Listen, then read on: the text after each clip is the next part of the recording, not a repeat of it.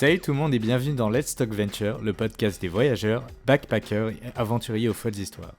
Je suis Tony et aujourd'hui je discute avec Augustin, un de mes amis d'école d'ingénieur qui effectue une reconversion pour devenir chef cuisinier à l'international. Ensemble, on discute de ses expériences en restauration, en Mongolie et Corée du Sud, d'éco-responsabilité dans les voyages et de son expérience en Australie. Je vous laisse donc en sa compagnie. Let's Talk Venture with Augustin. Salut Augustin. Salut Tony, ça va? Ouais. C'est un plaisir de te revoir. Oui. Parce qu'on se connaît. Oui. On est trop formel là. Ok. Comment Du coup, pour donner du contexte aux personnes qui sont en train de débarquer dans le podcast, on s'est rencontrés à Shanghai, mais si on était dans la même école avant. Ouais, à l'UTBM. Faut pas faire de pub, c'est ça? Non mais c'est juste...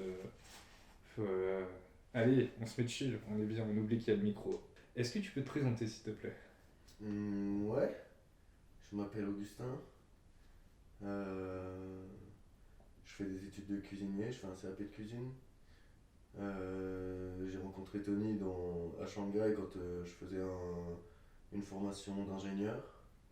J'ai terminé mes études d'ingénieur là et je me suis relancé dans la cuisine. Et sinon, j'ai 24 ans, je suis français, j'aime beaucoup voyager et j'aime beaucoup travailler à l'étranger. C'est pour ça que la cuisine c'est intéressant, je peux aller un peu où je veux et travailler en cuisine et m'intégrer dans le milieu que j'intègre quoi. C'est ça qui me plaît. Tu m'as dit que t'avais cuisiné quand t'étais parti en Mongolie? Ouais, j'étais cuisinier. C'est vrai? Ouais. T'avais cuisiné où? Je travaillais dans le resto d'un pote. Ouais. J'avais un pote qui avait fondé son resto là-bas. Et du coup, je l'ai appelé, je lui ai dit vas-y, je t'avais dit que je viendrais en Mongolie, enfin je te l'avais promis, et là c'est peut-être le bon moment pour moi, j'ai quelques mois de disponible, est-ce que je peux venir dans ton resto? Et il m'a dit ouais, vas-y, c'est parfait, c'est vraiment le bon moment. Et du coup, je suis allé et j'ai été rapidement, enfin ils m'ont mis rapidement au fourneau quoi. Ouais. Au début, ils m'ont fait faire la plonge, mais après ils avaient besoin d'un cuisinier et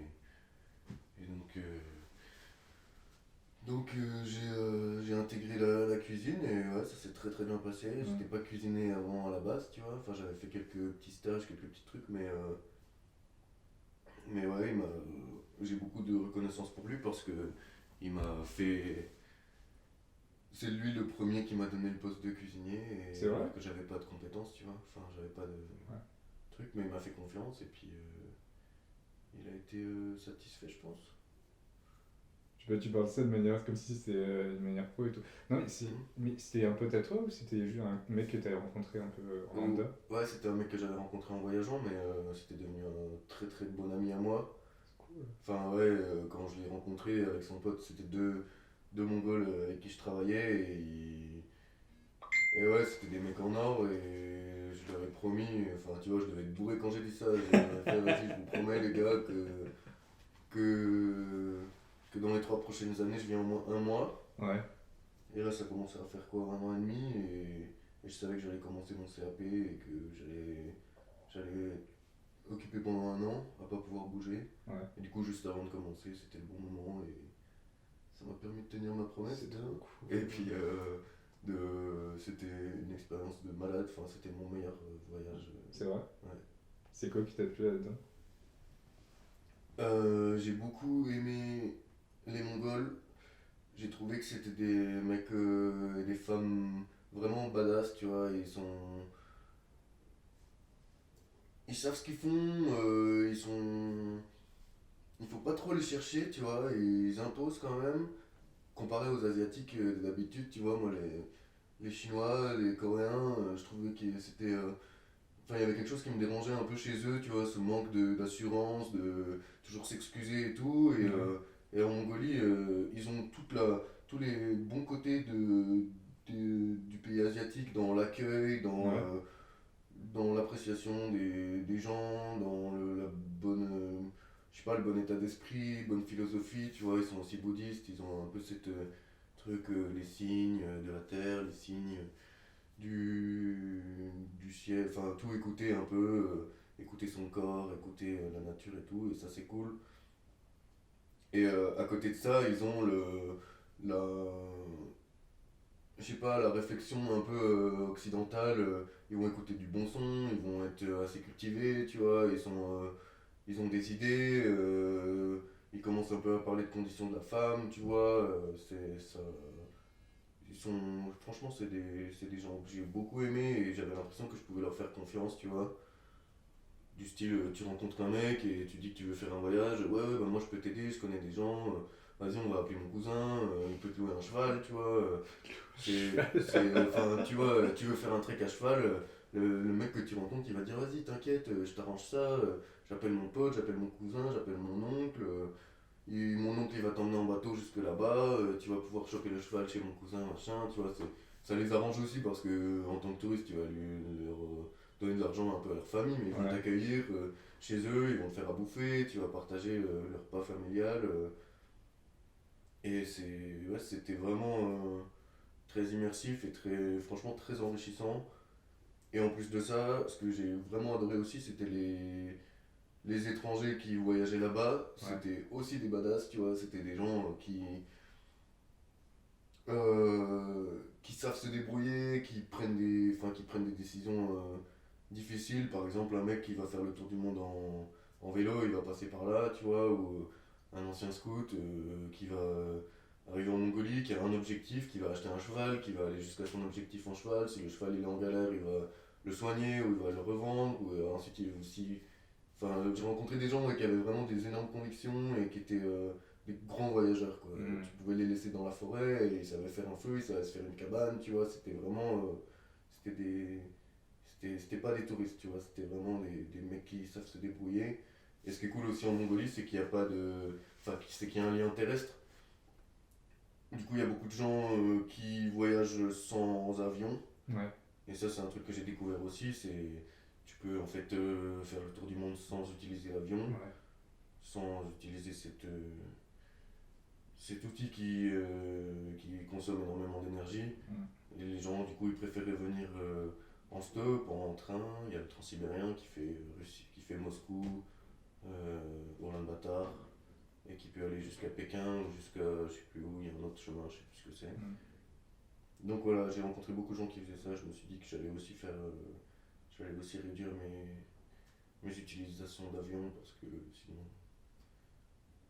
parce que sinon je suis une des personnes qui consomme le plus Ouais. sur cette planète alors Ouais. que j'essaie de faire des efforts. Tu as utilisé Transsibérien? Transsibérien? Non, non, non, mais je vais l'utiliser. Ouais. Enfin, je vais. À la base, mon voyage en Mongolie, j'avais acheté billet d'avion aller-retour Ouais. pour pouvoir faire le visa. Pardon. Mais ouais, dans mes prochains voyages, si je retourne en Asie, je reviendrai par le Transsibérien Ouais. et je repasserai faire un petit coucou. Ça a l'air d'être. Parce qu'il y a pas mal de personnes qui m'ont parlé de ce train et tout. J'ai que un. En fait, je sais pas à quoi il ressemble. Mais je sais pas non plus à quoi il correspond. Mais apparemment, c'est un train mythique et tout qui est des vues incroyables, c'est ça? Des paysages incroyables. Ce que j'ai entendu, donc j'ai eu plusieurs versions Ouais. de gens qui sont passés par ce train-là. Euh, Ceux qui sont les moins agréables, ils vont dire qu'ils ont eu des galères, que pour passer la frontière en Russie, on a checké leurs papiers, etc. Mais bon, jamais grand chose de très. Mais c'est. Vraiment, ça m'a Enfin, pas choqué en tout cas. bah oui, quand parce j'ai que parlé de c'est ça. normal quoi, Oui, tu vois, c'est tu passes normal, une mais bon, frontière donc. j'ai vu des gens qui se plaignaient un peu de ce train-là, mais d'autres. Sérieux? C'était des Français, c'était des Français. Ah, Mais les autres, ils m'ont dit que jusqu'au lac Baïkal, en fait, c'est pas très intéressant parce que t'es dans la forêt, tu vois pas grand-chose. Mais c'est seulement après le lac Baïkal jusqu'en Mongolie que les paysages commencent à être vraiment sympas. Mais ils m'ont dit que de toute façon, les Russes ils sont super cool. Hum, Apparemment, Moscou c'est une ville super cool aussi Ouais. et qui est. Enfin, moi ça m'a donné envie d'y aller, Ouais, d'entendre pareil. tous ces gens en parler. Et donc, ouais, les gens commençaient par dire que Moscou c'était super cool, qu'ils avaient commencé à s'intégrer un peu à la culture russe à Moscou, et ensuite ils prennent le train, et dans le train, ils se font de la gueule avec des Russes, ils jouent aux cartes. Il y a un jeu qui s'appelle Dulak, c'est ça je crois, Je sais pas. qui est beaucoup joué en Russie, et plutôt marrant. Et c'est un jeu de cartes. Et ouais, les gens que j'ai rencontrés ils me disaient que le train c'était quand même un bon moment avec les Russes, c'était cool et ça allait vite. Enfin, je crois qu'il fait Moscou ou Pékin en 7 jours. Ouais. Mais bon, tu peux t'arrêter, tu peux faire des escales et tout. Et donc, c'est bien de s'arrêter au lac Baïkal, d'aller faire un tour. Et voilà. Moi je me souviens, j'avais une très belle histoire comme ça dans le train. Où c'était d'ailleurs mon premier road trip pour aller à Zhangjiajie en Chine. Ouais. Ouais, je t'avais montré les photos et tout. Et du coup, c'était au début du semestre où on était ensemble en Chine. Mon plan c'était de faire Shanghai, Zhangjiajie en train, donc 20h, premier 20h. Et ensuite Zhangjiajie, Shenzhen pour aller voir ma copine de l'époque qui était à Shenzhen. Et je me souviens que dans le train d'entre Zhangjiajie et Shenzhen, je m'étais retrouvé dans le même compartiment, on va dire. Tu sais, c'est 6 lits en fait qui sont en face à face en même temps superposés. Et il y avait une maman avec ses 2 enfants. Enfin, c'était même pas une maman, c'était 2 mamans en fait avec 3 gamins qui étaient adorables, tu vois. À part un qui était un peu turbulent et qui sautait un peu dans tous les sens. Mais t'avais une fille vraiment, je sais pas, elle m'avait fait trop rire. En même temps, elle avait ce côté un peu chippy, à parler anglais. Et des fois, je comprenais pas. En fait, je m'entraînais à parler en chinois avec elle. Et elle s'entraînait à parler en anglais avec moi. Et des fois, tu vois, quand elle me disait un truc en chinois, je répète un petit coup parce que j'ai pas compris. Et elle faisait une espèce de moue en disant ah. Elle répétait mais de manière un peu agacée, tu vois, mais c'était chou, c'était hyper drôle. Et vers la fin du trajet, tu vois, le soir avant de se coucher, vu que c'était un train de 20h, donc j'avais passé une nuit dedans. Moi je lisais mon livre en anglais et tout, et elle m'avait demandé est-ce que je peux me poser à côté de toi et toi tu lis le livre à voix haute et tout. C'est cool. Et en fait c'était un livre un peu ça s'appelle A Year in the Nerd. Donc c'est l'histoire de Paul, un anglais en fait qui est muté en France pour ouvrir un café.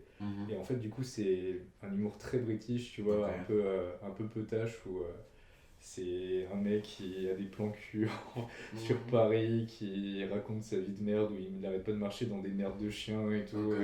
C'était drôle vraiment, parce que tu vois, je me disais c'est vraiment pas le livre adapté à lire à une gosse en fait.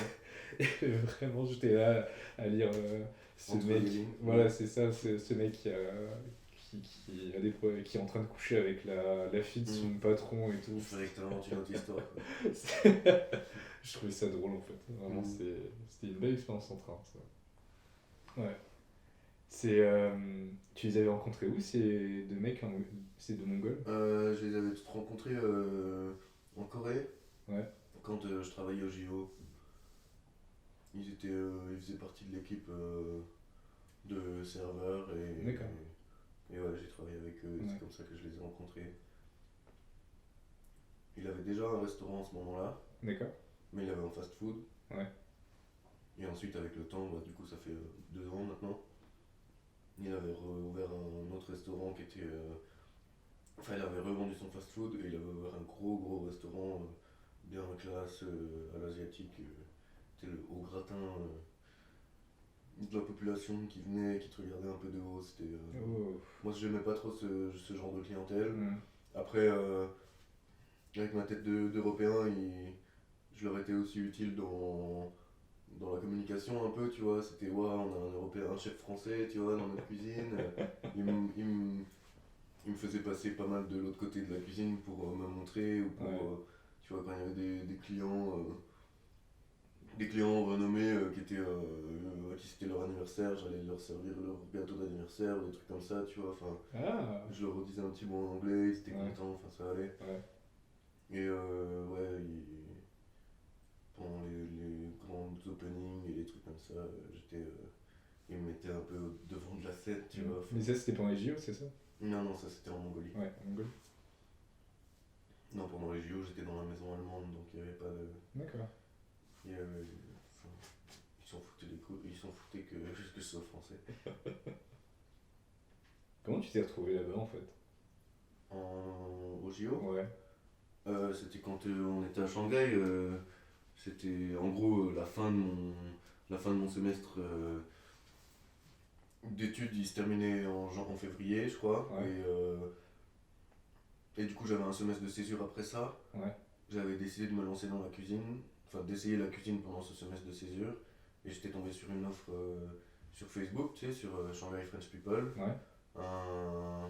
Un mec qui envoie un post du style Salut, on cherche plein d'étudiants, enfin on cherche une vingtaine d'étudiants motivés pour être serveur et barman à la maison allemande des Jeux Olympiques. Si vous êtes intéressé, contactez-moi, tu vois. Et du coup, j'avais direct contacté, c'était pile au bon moment. Pour moi, c'était pile au début de mon semestre de césure. Et ça tombait parfaitement dans ce que je recherchais, quoi. Et même si j'avais postulé pour barman, c'était intégrer le monde de la restauration et Ouais. par une grande porte, quoi. Tu vois, les JO, c'est classe. Et du coup, là, j'ai postulé, ça a marché, j'ai fait un entretien et quand j'ai été pris, mec, j'étais. Mes colocs ils m'ont demandé ce qui se passait, tu sais, j'étais dans l'appart et je hurlais, tu sais, j'étais là genre putain, c'est trop bien, j'ai réussi ça, tu vois, j'étais vraiment trop content. Et j'ai gueulé pendant longtemps et après mes colocs ils sont venus en mode c'est passé quoi l'autre jour là, pourquoi t'as crié comme Ah, ça? tu leur avais pas dit tout de suite que Je t'avais sais été pris? pas, je sais plus, mais tu vois, je voyais pas, vu qu'on était neuf, je voyais Ouais. pas tout le monde. Mais ouais. Donc ouais, c'était une bonne trouvaille. Et au final, ça m'a donné beaucoup d'opportunités parce que de un, j'ai travaillé pour mon pote mongol, de deux, je peux essayer d'y retourner à Tokyo là, et si je commence à travailler pour eux régulièrement, je peux faire ma place, tu vois, Ouais. donc c'est aussi intéressant, et donc ouais, je crois que chaque choix te mène à une rencontre, et la rencontre te mène à une opportunité, et Ouais. ensuite il faut refaire un choix donc c'est cool. C'est du coup parce que tu m'avais parlé de tes plans, c'est là tu vas. C'est quand les JO de. Les JO, c'est fin juillet 2020 Ouais. jusqu'à fin août 2020. Ouais. Donc ça dure un mois et demi environ. Et ouais, donc je vais essayer d'y retourner. J'ai recontacté mon manager avec qui je m'étais très bien entendu et Ouais. qui avait été très content de mon travail. Je lui ai dit que là, je travaillais pour Otko, donc mon pote mongol, Ouais. à la fin de l'année j'allais avoir un CAP, un CAP de cuisine, Ouais. et que je serais ravi d'intégrer l'équipe de cuisine des JO, tu vois. Mhm. Après, s'ils n'ont pas de place et s'ils veulent me prendre en barman, je prends aussi le job de barman, mais Ouais. si je pouvais avancer un peu, ce serait cool, tu vois. Ouais. Et j'ai mes chances parce que il m'a dit qu'il me recontactait en janvier, et en janvier, c'est le moment où il fait les équipes de cuisine. Ouais. Les équipes de barman, il les fait plus tard. Donc j'y crois. D'accord. Parce que du coup, c'est. Tu m'avais dit que t'aimerais bien aller vivre au Japon pour être cuisinier, c'est ça? Après les JO, ouais, j'aimerais Ouais. bien y rester. En gros, en travaillant pour les JO, il me finance le billet d'avion et Ouais. le visa. Et du coup, après, je vais leur dire que j'ai pas besoin de billet d'avion de retour et je reste là-bas le temps que j'aurai envie d'y rester. Euh, Peut-être un an, peut-être plus, peut-être moins. Bon, en général, je sais qu'au bout d'un an, j'ai quand même envie de rentrer à la 11. Mais ouais, on verra ce qui se passe. Si on a des emmerdes, on se cassera. Parce que j'irai avec mon pote, un pote. Et on verra comment ça se passe, ouais. Mais on essaiera de visiter le Japon un peu, y rester quelques mois là-bas. D'accord. On est les deux assez attirés par le Japon. On a beaucoup aimé les Japonais qu'on a rencontrés. C'était surtout en Australie qu'on en a rencontrés, on en avait beaucoup. Ouais. Et c'était des gens assez cool. Beaucoup plus ouverts que le reste de l'Asie pour moi, enfin de ce que j'ai visité en tout cas. Et ouais, ils ont une culture assez riche, Ouais. je trouve, et ils ont une façon de voir les choses assez.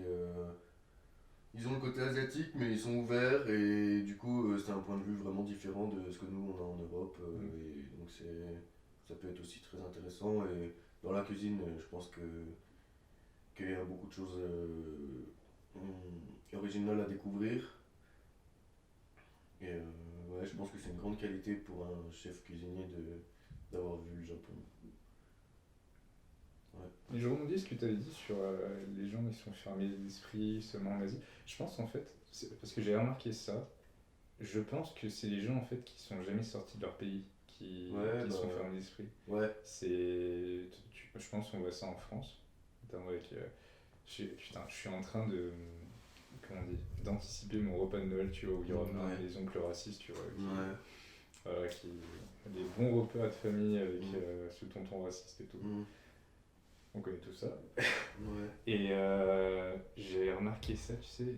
Alors, c'était mon dernier semestre en Chine. Et j'avais croisé une fille dans un club.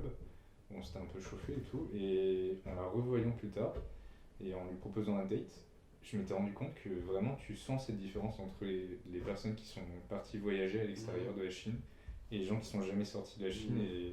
Et je pense que c'est commun un peu à tous les pays. C'est-à-dire que tu as des Américains, tu vois, qui peuvent être très, très fermes d'esprit, pareil, parce qu'ils sont jamais partis à l'extérieur. Tu peux avoir des Français qui sont très fermes d'esprit aussi parce qu'ils n'ont jamais découvert d'autres cultures. Et je pense que c'est propre à chaque pays vraiment de se développer en quelque sorte, ou à chaque personnalité en fait. C'est tu peux changer tout au tout en partant voyager. En fait. Ouais, bah forcément ça t'ouvre l'esprit parce que tu vas découvrir des choses nouvelles, des trucs que t'as pas appris, enfin tu vas découvrir que ce qu'on t'a appris c'est pas forcément vrai dans toutes les situations, il y a d'autres façons de faire qui marchent aussi. Forcément après je pense qu'il y a quand même des gens qui s'ouvrent l'esprit en restant dans leur pays, enfin tu peux voyager dans ton propre pays en découvrant plein de choses, plein de gens, rien que la France c'est ultra riche et ceux qui ont fait le tour de France ils ont vu tout autant, voire plus de jolis paysages, rencontrer plus de personnes que quelqu'un qui est allé ailleurs, enfin qui a voyagé à l'étranger je pense. Mais ouais c'est... Ouais, moi les japonais que j'ai rencontrés c'était à l'étranger, c'était pas au Japon, donc forcément j'ai eu que ceux qui avaient la force et le courage de quitter leur pays. Mais tu peux quand même comparer quand t'as 10 personnes qui viennent de Taïwan et 10 personnes qui sont japonais, bah tu vois qu'il y a des Taïwanais qui sont cool, qui sont des poteaux comme tu pourrais t'en faire en France, t'en as qui sont vachement timides et qui restent dans leur chambre et quand ils mangent ils sont devant un mur. Qui sont devant un mur. Ouais, dans mon auberge de jeunesse, il y avait une petite table collée à un mur, tu vois, et il y avait une Taïwanaise, elle ne mangeait pas aux grandes tables, tu vois, elle mangeait face au mur, quoi, c'était marrant. Oh la tristesse. On se foutait de ça, enfin, on allait vers elle en disant ouais, ça va, il est cool ton mur et tout, ils discutent. On essayait de la détendre un peu, tu vois.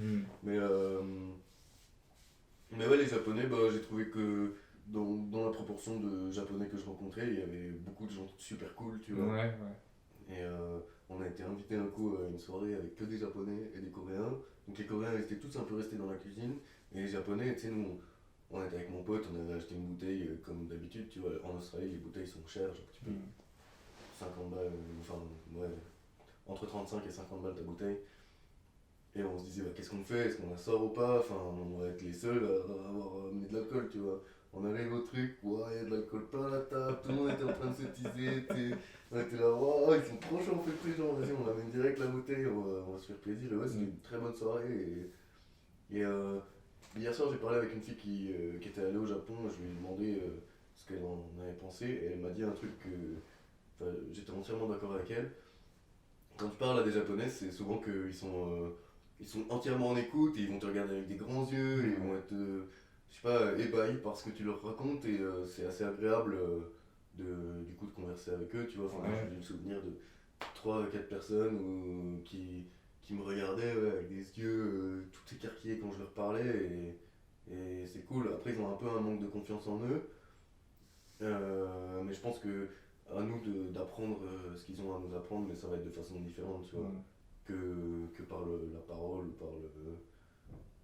Enfin ouais, je pense que ils vont s'enrichir énormément de ce que tu leur racontes, et pour toi, pour s'enrichir de eux ce qu'ils ont, ils vont pas te le raconter, mais c'est dans leur façon de faire qu'il va falloir discerner leur façon de penser et voir où est-ce qu'ils ont raison, quoi. Ouais. Mais je pense qu'il y a ces deux extrêmes un peu dans la culture japonaise où t'as des personnes qui soit sont hyper timides, hyper fermées sur eux, en manque de confiance totale, Et à l'inverse, mais en même temps en restant sur le même parallèle, t'as ces personnes-là qui sont effectivement en manque de confiance en eux, mais qui sont trop curieux en fait des autres cultures Ouais. et dès qu'ils peuvent et hyper enthousiastes en même temps. Mm. Et tu vois, dès qu'ils voient un étranger, ils disent Oh, Mm. un étranger Mm. Et tout l'angelou. Ouais, je pense que c'est des gens cool. Mm. Je pense qu'ils sont cool et j'ai envie de voir. Ouais. Et en même temps, tu vois, je pense que c'est propre aussi à la culture japonaise dans le sens où les mecs ils sont tellement sous pression tout le temps, tu sais, où ils passent leur temps à bosser, que dès qu'ils ont une occasion de faire la teuf, mais ils la font pas qu'à moitié, quoi. Vraiment, Peut-être, un peu comme ouais, les Chinois que tu vois complètement bourrés dans la rue alors qu'il est 9h du soir et c'est ça, ouais. Après, j'ai pas trop envie d'écouter ce genre de cliché de. Enfin, de ouais, ils sont surmenés, etc. Ok, c'est peut-être vrai, j'ai envie d'aller voir, tu vois. Ouais. Il y a beaucoup de clichés qui sont faux quand je suis allé sur le terrain. À voir, je pense qu'il y a des gens qui sont exploités et d'autres gens qui sont dans des très bonnes situations, tu vois. Je pense que au Japon, les gens arrivent quand même à se faire de l'argent, arrivent à se payer des vacances. Enfin, je pense ils sont un peu plus avancés que les Chinois, je pense, dans le social. Ouais. Et donc, je pense que ça va. Je pense que le Japon, c'est pas. C'était quoi les clichés que t'avais dit des clichés sur qui et qui s'avéraient être faux? Bah, partout. Enfin, je sais pas tout ce qu'on m'a raconté, je pourrais pas tout te redire, mais. Tu vois, les Chinois ils mangent du chien, bah non, c'est pas vrai. C'est les Coréens. Même les Coréens, j'ai pas vu de Coréens manger du chien, enfin. Si, j'avais une. Oh putain.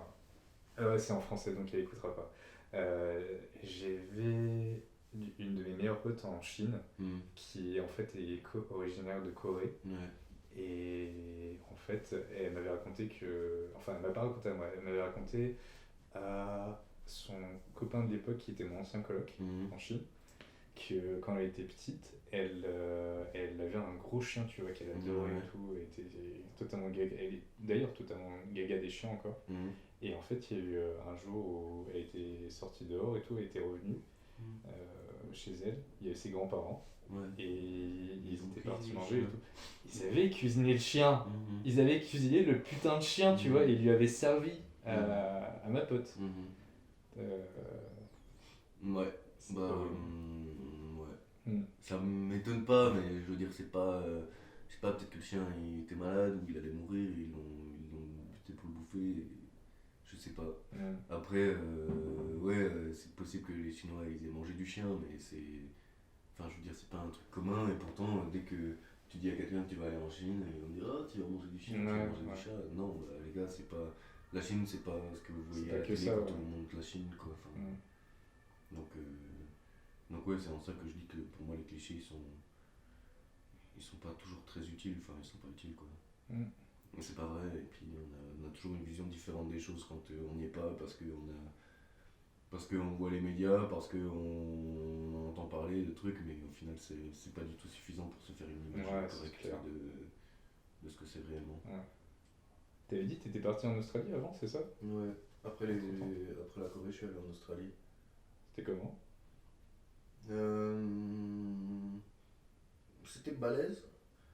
On a rencontré enfin j'étais avec mon pote du coup, comme d'hab quoi. L'Australie, fallait se démerder, tu vois. Bah, par exemple, un cliché qu'on me dit sur l'Australie, c'est ouais, c'est trop cool, t'y vas, c'est facile, tu trouves du taf facilement, tu vas aller cueillir des fruits, c'est super cool. Qui dit ça? Je sais pas, mais bon, tu vois, je pense que l'Australie, ça commence à. Enfin, pendant plusieurs années, je pense que les 5 dernières années, c'était un peu un engouement d'aller en Australie, tout le monde avait envie d'y aller. C'est encore le cas maintenant, mais ça commence. Enfin, je sais pas, j'ai l'impression que depuis que j'y suis allé, je vois que ça commence à se détériorer un peu la qualité de voyage quand tu vas en Australie, ou la qualité de vie.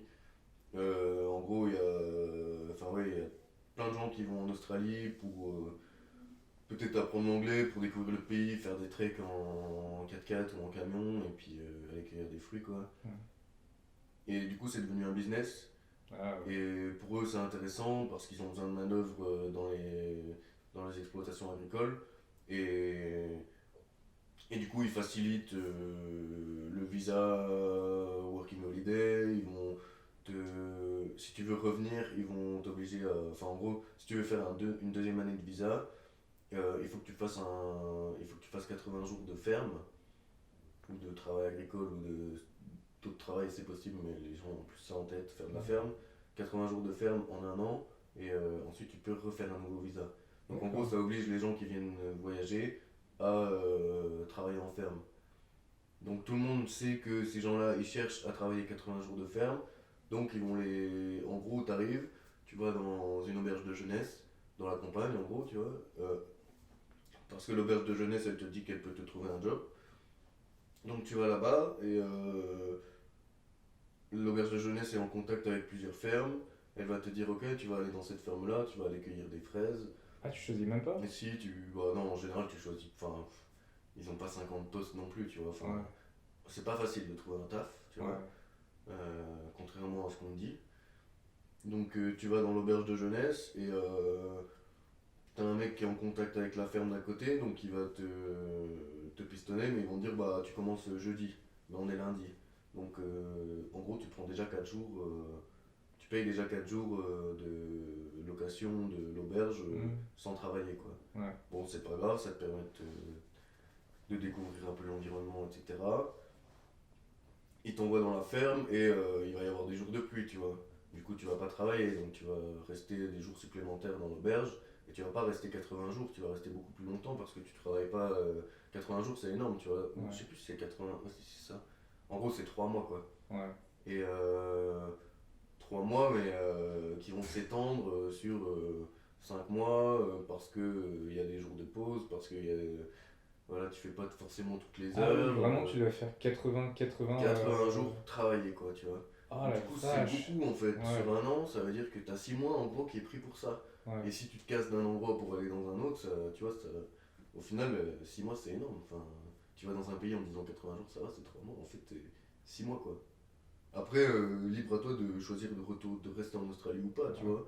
Mais il y a beaucoup de gens qui se bloquent à ça, tu vois. Tu peux avoir un deuxième visa, du coup je le refais, et du coup je fais ça. Et au final, les gens ils perdent la thune, ils se font avoir. Tu te fais niquer ton loyer, tu te fais niquer ton salaire, tu vois, tu gagnes que dalle. Tu fais ça juste pour les jours de fer, mais au final tu gagnes 400 balles par semaine et c'est pas suffisant pour te payer ta vie, tu vois. Enfin, donc c'est un peu la galère.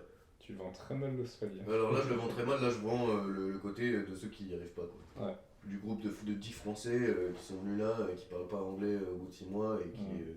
qui ont dépensé énormément d'argent et qui pensaient trouver l'Eldorado. Et au final, enfin, ils s'amusent bien, tu vois, mais Ouais. enfin, ouais, j'ai un peu cette image-là, un peu négative des étrangers qui y vont. Nous, on s'était un peu mieux démerdé. Pour te démerder, il faut être bosseur, il faut pas lâcher, tu vois, Ouais. et il faut être rapide dans la cueillette de fruits parce que t'es payé à la quantité Ouais. récoltée. Sauf qu'à côté de toi, t'as des Taïwanais, t'as des Japonais, et c'est des malades, mec, c'est des malades, au taf, mais c'est un truc de ouf, hein. C'est des machines, les types, ils s'arrêtent pas pour pisser, ils s'arrêtent pas pour manger. Et si t'es dans leur équipe, il faut faire attention à ce qu'ils te priquent pas tes fraises, tu vois, genre les fraises de ta ligne, et en gros, enfin c'était assez. Nous, on était dans les fraises, et t'avais toujours une stratégie, tu vois, c'était il faut que je finisse ma ligne de fraises avant l'autre pour pouvoir en reprendre une parce que s'il la prend avant moi, je suis pas sûr d'en avoir une autre, tu vois. Le nombre de lignes dans un champ est limité Ouais. et du coup, si t'arrives à la fin, il faut que t'attendes limite que les autres terminent pour repartir, quoi. Du coup, tu perds la quantité de fraises que tu cueilles et tu perds de l'argent, quoi. Donc c'était une bataille en gros avec les mecs de ton équipe pour aller plus vite qu'eux pour avoir le plus de fraises possible, tu vois. Ah, Donc c'était marrant, mais Ouais. tu te poussais à bout, quoi. Ouais. C'était un taf vraiment difficile. Et tu te défonces le dos, tu te défonces les mains, tu te défonces tout. Et t'es crevé, mais c'était quand même kiffant d'aller galérer là-bas, tu vois. C'était quand même assez plaisant. Il y a un truc que j'ai du mal à comprendre, c'est. Il y a le principe du woofing et du workaway là-bas? Ouais, je pense qu'il y a ce principe-là. Ouais. Après, du coup, c'est d'autres types d'établissements, je pense que c'est plus D'accord. un truc familial. Ouais. Mais en général, ils payent. Enfin, qu'est-ce qu'on a fait? On a fait du houblon, récolter du houblon. Ouais. Moi, je l'ai fait que quelques jours, mais là, on était payé, c'était pas du woofing, tu vois. Ah, d'accord. Ouais, en gros, Ils payent c'est. quand même en Australie. Ouais, Ils payent d'accord, pas je comprends. beaucoup, C'est, mais en gros, chercher un taf, c'est vraiment pas simple quand t'es étranger. Mais par contre, si tu vas juste en tant que touriste pour faire du woofing ou du workaway, ça va, c'est plus tranquille, quoi. je sais pas. Je sais pas, j'ai pas cette. Mm. Je sais pas, enfin, j'ai pas cette vision-là. Moi, tous les étrangers que je voyais, ils faisaient du Working Holiday Visa. Ouais, Du coup, tu travailles quoi. d'accord, ok. Tu travailles. Ouais. Et ce qui était difficile aussi, c'était les logements, tu vois, ton proprio, il va essayer de te niquer tes thunes. T'es un peu la cible, t'es un peu le mec en bas de l'échelle sociale, tu vois, quand Mm. t'es étranger là-bas, Ouais. voyageur là-bas. Et du coup, tout le monde essaye de te niquer un peu. D'accord. Mais ils avaient une faiblesse, c'est qu'ils respectent pas les règles. Et du coup, si tu connais un peu la loi là-bas, tu peux essayer de te défendre. Enfin, nous, notre proprio, il a essayé de nous niquer notre caution et on s'est renseigné sur les lois et on savait que, en gros, si tu donnes une caution en Australie à un proprio, il faut qu'il envoie la caution au gouvernement pour déclarer combien il y a de personnes dans l'appart. Et ensuite, il redemande au gouvernement la caution quand tu t'en vas. Ouais, Donc, tu n'y as pas accès. ouais. Et nous, on savait que l'appartement, il était fait pour 4 personnes et on était, je sais pas, 5-6 à l'intérieur. Ouais. Et on savait très bien que le mec, il avait pas mis les thunes sur le truc du gouvernement parce Ouais. qu'on lui a dit qu'on avait checké alors que c'était pas vrai. Mais bon, du coup, il a flippé, il nous a rendu nos thunes. Mais voilà, il faut faire attention il faut faire attention en Australie. En niveau thunes, tout le monde essaie un peu de grappiller tes thunes un peu partout. D'accord. C'est ça qui fait que c'est pas facile. Ouais. Mais c'est ça qui, pour moi, a été intéressant. C'est. Ok, on s'est démerdé dans un milieu comme ça où les gens sont des bâtards. On s'est jamais fait avoir et on a toujours récupéré nos thunes et du coup, c'est un bon exercice. D'accord. Ouais. Tu vends très très mal l'Australie. Moi, l'Australie, je le vends peut-être pas très bien parce que c'est pas un pays et un milieu qui correspond beaucoup à mes valeurs, tu vois. Ouais. Il n'y a pas de question d'écologie, tout le monde est en voiture. C'est vrai. C'est que des routes énormes. À pied, tu mets 1h30 et en voiture, tu mets 10 minutes parce que c'est Ouais. une route toute droite, tu vois. Donc l'Australie, moi, ce qui m'a plu dans l'Australie, c'est la difficulté, quoi. D'accord. Ok. Les paysages, ils sont sympas, mais c'est aussi pas le type de paysage que j'aime beaucoup parce que c'est très étendu. Tu vas avoir une plage sur 10 km qui fait la même largeur, sable blanc et tout, c'est beau, c'est stylé, mais comparé à la France où tu vois des petites vallées, des petites cascades et tout, Mm. l'Australie c'est toujours très très gros, très très étendu, très très large. Les animaux sont gros, les voitures sont grosses, on prend de la place pour s'étendre parce que l'environnement est fait comme ça, tu vois, tout est très uni, tout est très étendu. Du coup, les humains qui sont allés là-bas, ils se sont aussi étendus, ils ont aussi pris la place et ils ont fait toutes des maisons toutes pareilles, tu vois, parce que ça correspond un peu à l'environnement là-bas et c'est ça qui m'a pas trop tapé Charme. dans le cœur, tu Ouais. vois, qui m'a pas trop charmé, ouais. Après, il y a d'autres gens qui ont vraiment trop kiffé l'Australie. Si tu fais du surf, si tu vas à Gold Coast, c'est cool aussi, il y a beaucoup de culture, beaucoup de hippies, de trucs comme ça. Enfin, je l'ai pas fait, tu vois. Ça m'aurait peut-être beaucoup plus si j'avais vécu là-bas à Gold Coast. Mais bon. T'étais dans quelle ville, toi? Je suis resté le plus longtemps, je suis resté à Brisbane. D'accord. Et après Brisbane, c'est là où on est allé cueillir les fraises. J'ai fait peut-être, on va dire, 1 mois et demi à Brisbane et 1 mois dans les fraises. Mais les fraises, c'était pas loin de Brisbane. Brisbane, donc c'est sur la côte est, un peu au nord. Mm.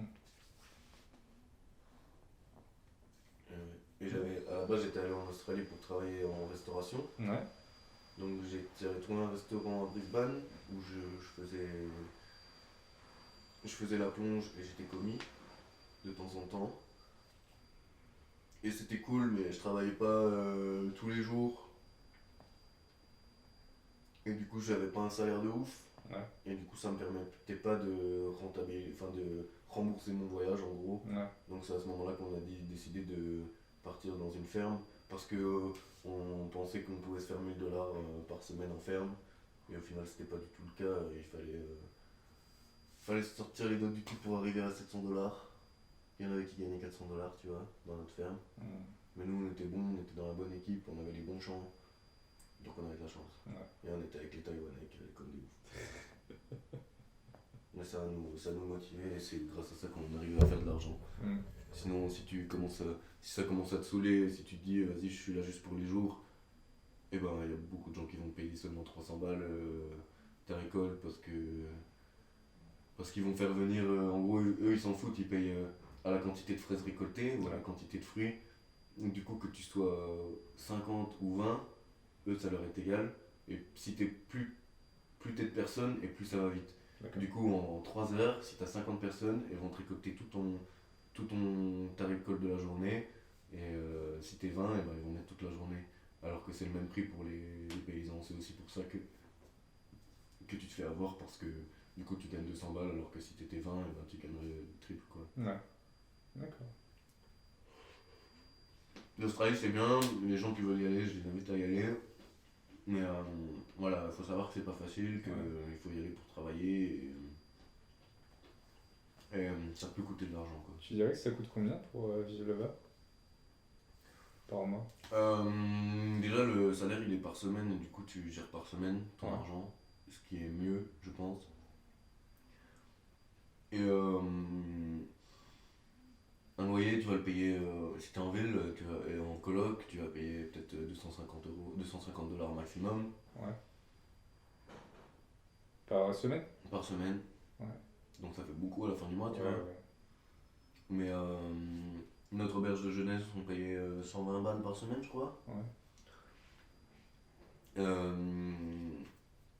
Le salaire, ça dépend ce que tu fais, mais si t'es barman, enfin si t'es serveur ou serveuse dans un bar ou dans un resto, tu te fais 20, si t'es bien payé, tu te fais 23 $ de l'heure. Au-dessus de 20 $ de l'heure, c'est bien, tu vois. Je crois que 20 $ de l'heure, c'est le minimum. Du coup, par semaine, ça fait ouais 1000 $, t'es bien quoi. 1000 $ t'es très bien, Ouais. je pense, tu vois. Ouais, c'est à peu près ça. Après, la bouffe, la tease, le tabac, c'est super cher. Ouais, tout est assez cher, tu vois. Tu dépenses facilement toutes tes thunes. Surtout si tu vis dans un endroit, tu vois, tu vas mettre 2 semaines à trouver un taf, tu vois. Donc ça va te coûter 2 semaines de vie là-bas, de loyer, de bouffe. Ensuite, tu vas travailler, et puis c'est pas facile de travailler là-bas, ou tu peux te faire têche parce que ton anglais est pas assez bon. L'anglais australien il est assez particulier, donc il faut prendre le temps un peu de comprendre aussi leur accent. Et ouais, donc ouais, c'est assez. Enfin, je parle par rapport à mon vécu, tu vois, il y a plein de gens qui diront d'autres choses différentes, mais ouais, tu dépenses quand même facilement ton salaire et c'est difficile de garder de la thune, de mettre de côté pour tes voyages que tu fais après. Ouais. Après, je dis ça, mais j'ai mon pote qui a travaillé dans une ferme, lui il était conducteur d'engins agricoles, Ouais. donc il était un peu plus haut dans le niveau de compétence que n'importe qui y va. Et il s'est fait beaucoup de thunes en 4-5 mois, il s'est fait 15 000 boules, tu vois. Ouais. Donc il était bien, et c'est avec ça après qu'il a continué son voyage. D'accord. Et, tu vois, il a acheté un camion, mais il a dépensé toutes ses thunes, quoi. Ouais. C'est parti très très vite. Je pense qu'en fait, c'est de ce que je comprends de ce que tu me dis, tu peux avoir un bon niveau de vie en fait si tu as de l'expérience dans la ferme. En Bah fait. ouais, c'est mieux. Ouais. Dans la ferme ou autre chose, tu vois, j'ai rencontré des cuisiniers là-bas, bah ouais, Ouais. ils se mettaient bien, tu vois, ils gagnaient 5 000 balles par mois, tu vois. Ouais. Donc ouais, c'est différent, tu vois.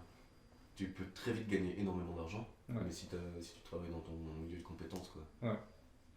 Sinon tu gagnes que dalle, quoi. Il n'y a D'accord. aucun Australien qui accepterait de faire ce travail de ferme et gagner 400 €. Même $700 par semaine, c'est Parce rien. que Comparé à la difficulté du c'est taf. parce qu'ils ont une espèce de discrimination par rapport au travail agricole, c'est ça? Bah, il y a d'autres. Enfin, c'est comme si c'était ici, tu vois, genre.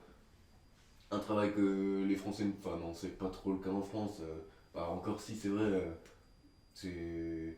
Par exemple, dans les entreprises d'entretien, par exemple, Ouais. tu vas avoir beaucoup d'étrangers, sans papier, je sais pas, mais tu vas avoir beaucoup d'étrangers et du coup, c'est comme si les Français se disaient ah bah non, mais jamais je travaillerai dans une entreprise de nettoyage parce que c'est pour les étrangers, tu vois. C'est pas D'accord. trop le cas, on n'entend pas ça en France, mais Ça se ressent. mais en Australie, ça peut être le cas, ouais. Ouais. En Australie, personne ne voudrait faire ce travail pour si peu d'argent, quoi. D'accord. Tu peux gagner vachement de thunes en faisant autre chose, quoi. Tu Ouais. vois, là, c'est vraiment, ouais, c'est vraiment très bas D'accord. quand t'es étranger. T'es Ouais. tout en bas, quoi. T'es un migrant, quoi. C'est quoi? T'es un migrant. Ah, migrant. T'es un- Ouais, mais c'est l'idée en fait. Ouais, c'est tu c'est- vas là-bas pour y vivre et pour Ouais, travailler. ouais, en fait, tu chopes les trucs de merde, quoi. ouais, c'est intéressant, tu veux, de comparer les, les étrangers qui viennent en France sans papier à des migrants qui cherchent l'Eldorado en quelque sorte. Mm. C'est marrant, enfin c'est marrant. C'est intéressant, tu vois, de se rendre compte qu'on a tous un peu notre espèce d'Eldorado à chacun. Pour les Français, c'est soit l'Australie, soit les États-Unis. Ouais. Pour les personnes du Maghreb, c'est la France et tout. Ouais, c'est un peu ça. Après, en tant que Français, enfin, en tout cas, moi, surtout, enfin, ouais, moi, quand je vais à l'étranger, j'ai envie d'y travailler, mais c'est pas pour y rester, vivre ma vie, tu vois. Mm. J'ai pas rencontré beaucoup Enfin, en général, les voyageurs que je rencontre, c'est aussi passage, tu vois. Ouais, En France, c'est plus, je pense, un pays d'accueil. Les gens veulent s'installer ici, faire leur vie ici, Ouais. ou aller en Angleterre et vivre, Ouais. faire leur vie en Angleterre, quoi. Ouais. je sais pas si tu connais l'humoriste Sébastien Marx, je crois. Non. C'est un Américain en fait qui vit en France depuis 12 ans. Ouais. Et je trouve ça intéressant, tu vois, qu'il a expliqué que la France, c'est Ouais. un peu l'Eldorado américain. Ok. Dans le sens où, pour les personnes qui recherchent de la sécurité, la sécurité sociale, les 5 semaines de vacances et tout, il dit mais c'est génial la France, vraiment tu te la coules douce, Ouais. tu as un bon niveau de vie et de sécurité par rapport à ça et tout. Je trouvais ça intéressant, tu vois, qu'on est tous un peu des espèces d'Eldorado de destination comme ça. Ouais, bah l'herbe est toujours plus verte ailleurs, c'est clair. Après, ouais, moi je suis quand même content que la France soit un pays où les gens ont envie de venir pour se sentir en sécurité, tu vois. Ouais, Ça fait plaisir de voir que bah, on gère peut-être pas aussi bien que l'Allemagne nos immigrés, mais quand tu vas dans une banlieue française, les, les bâtiments sont beaux, tu vois, ils sont beaux, ils sont pas très vieux, ils sont pas tout effrichés, et ils ont des couleurs, et il y a des parcs au milieu, tu vois. Ouais. Et alors que dans la plupart d'autres pays, les banlieues, c'est un truc, c'est vraiment vétuste, tu vois. Ouais. Et même l'habitat moyen, quand toi tu loues un hôtel ou un truc, des fois tu tombes sur des trucs miteux. Et en France, je trouve ça bien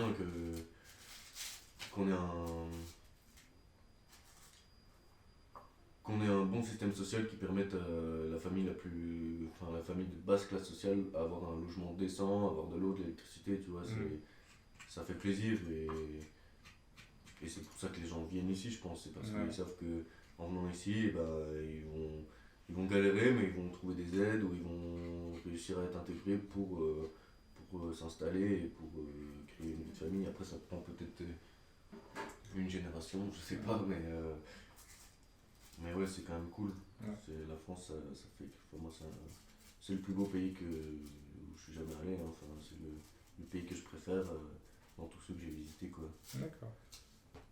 C'est cool comme opinion. Ouais. Je sais pas si t'avais entendu parler de ce truc, je me souviens qu'en revenant de la Chine, tu vois, ça me manquait un peu. Mhm. Et du coup, je regardais des reportages et tout sur la Chine et tout. Ouais. Et je suis tombé sur ce reportage, tu vois, qui s'appelait Les rats de Pékin. Ok. Où en fait, c'est des immigrés de la Chine, en fait, en quelque sorte, de la campagne chinoise, Ouais. qui essaient de partir à Beijing, donc à Pékin, pour essayer de choper un meilleur travail, choper une meilleure situation. En Ouais, fait. c'est beaucoup le cas d'ailleurs. Hein. Ouais. J'ai l'impression que beaucoup de gens partent des campagnes pour aller en ville, Ouais.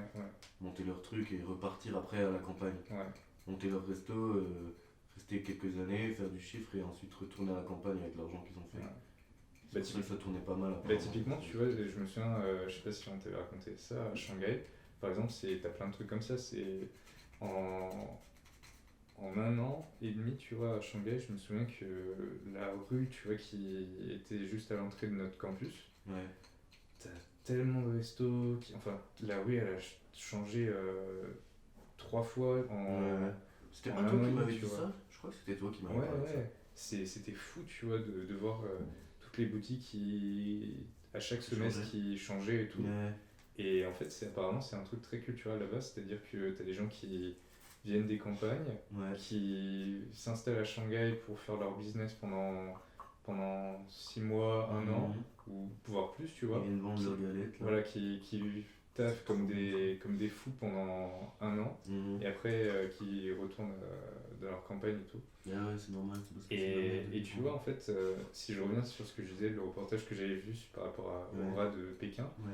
en fait, t'as pas mal de personnes qui profitent de ça en fait pour offrir des logements, créer des logements, mais juste c'est totalement indécent quoi.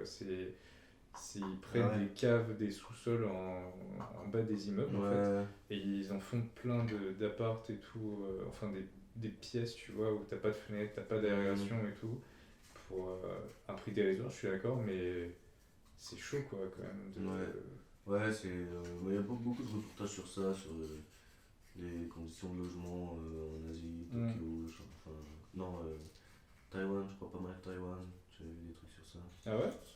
Ouais. Où les gens ils habitent tout seuls dans un lit quoi. J'ai 2 dernières questions. Vas-y. Pour finir le truc. Est-ce que tu peux me raconter une histoire pendant tes voyages ou une situation où à un moment tu t'es dit mais what the fuck, qu'est-ce qui est en train de se passer?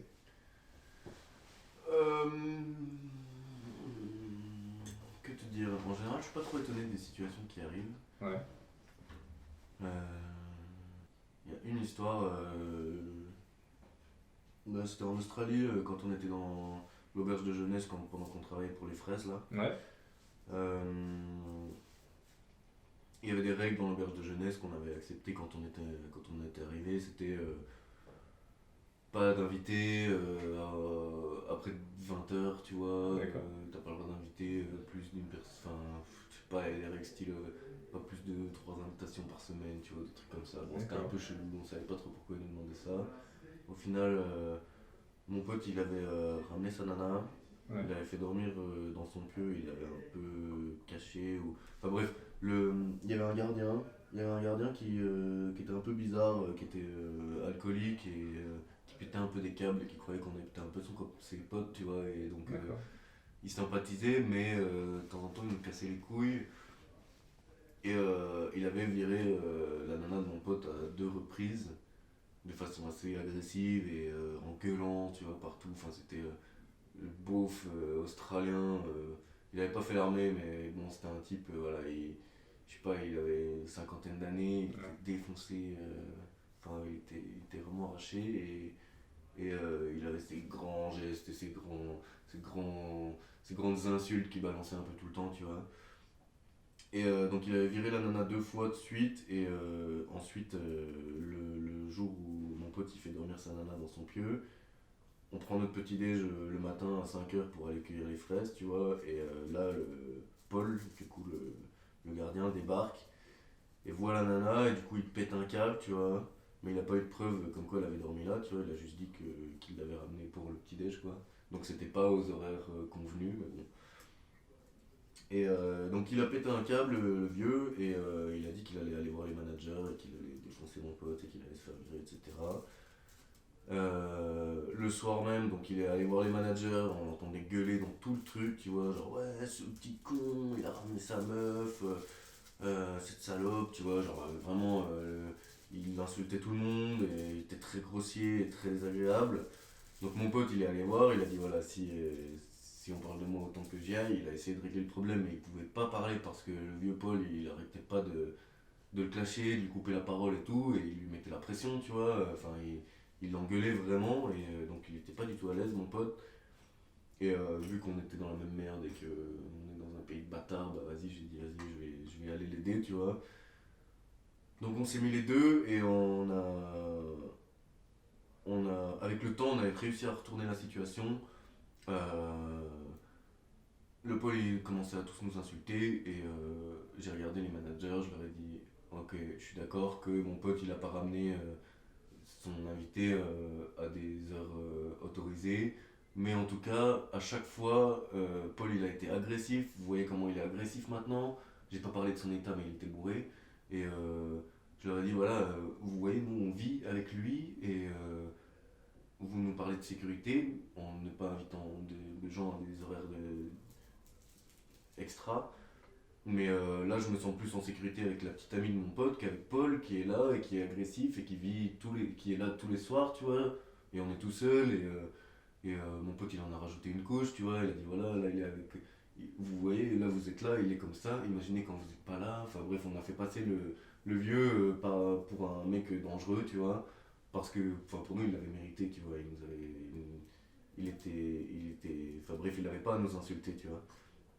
Et au final, on a réussi à se barrer de l'appart, de l'auberge, en récupérant notre caution. Et grâce au fait que. Enfin, on a réussi à se défendre devant ce type qui avait aucune crédibilité parce qu'il utilisait les mauvais mots et la mauvaise communication, tu vois. Et donc, ça, c'était un peu une histoire what the fuck, que c'était un peu.